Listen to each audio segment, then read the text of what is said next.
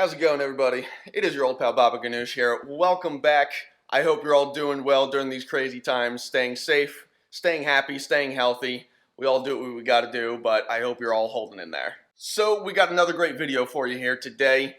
Now, if you're anything like me, you do a lot of off-roading, and I'm sure your truck is taking quite a beating. The biggest piece of advice that I personally received was that if I was gonna start really getting into off-roading, the best thing I can do for my truck and myself is armor up. And what do I mean by armor up? I mean rock sliders and skid plates. So since I've been doing a lot more off-roading, my truck has been taking quite a beating.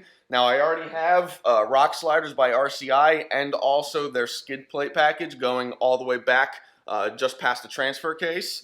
However, lately in particular, my rear differential has been taking quite a beating. There's lots of scrapes, lots of dings, lots of dents on it. And actually one of my good buddies, he recently damaged his rear diff to where it was leaking, and basically he damaged the drain plug to a point where it was almost impossible to take off and almost impossible to cleanly put back on.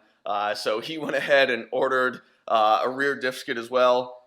And of course, I had to go and do the same. So again, if you guys are looking to do more off-roading, make sure you armor up. RCI is a great company. I definitely recommend them. Made in the USA, great prices, great turnaround time. Definitely take a look at them. I'll leave a link down in the description below. But in the meantime, we're going to go ahead, get my rear diff installed here. It shouldn't be too difficult, shouldn't take too long, but it's going to provide me some much added protection. So, let's go ahead and get started.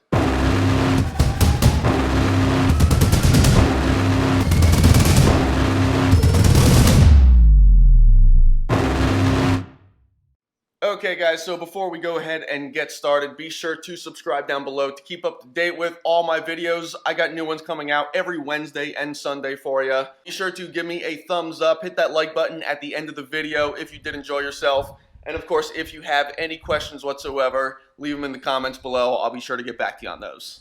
Okay, so we got everything all laid out here today. To the left, obviously, we're going to have your mounting brackets, additional hardware and instructions. Down the middle is that nice big beefy skid plate to give me the much added protection on my rear diff. And of course to my right are just the assortment of tools that I actually keep in my truck at all times.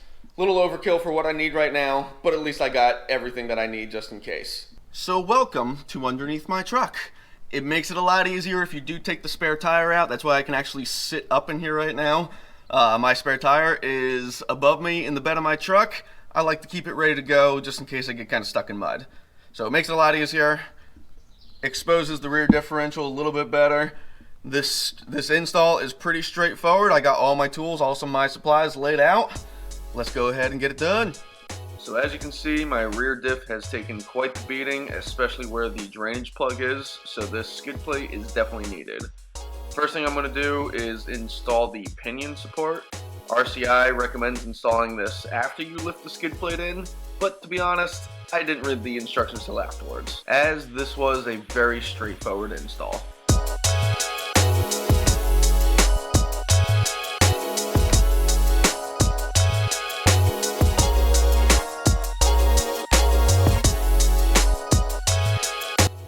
Now I'm just going to tighten these enough just so they don't jostle around, but leaving plenty of slack for added movement. Next, I'm going to go ahead and get the skid plate up into place by using a simple bottle jack for added support. Ensure that the pinion support is on the outside of the skid plate.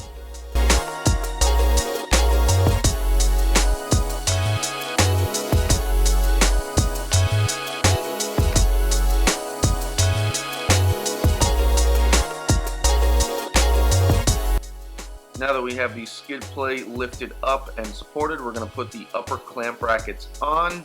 RCI gives you all the hardware that you need to make this a quick and easy install.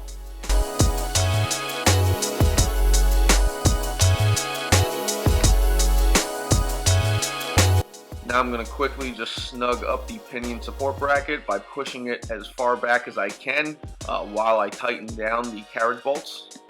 I'm going to leave just enough slack into them to allow me to center and make sure everything is properly positioned, but not just jostling around uncontrollably. So then it's time to tighten down the upper clamp brackets. You'll notice I'm going to pull back on the skid plate as I do so. Go around one more time, get everything nice and tightened up, and then we'll go ahead and see the final results.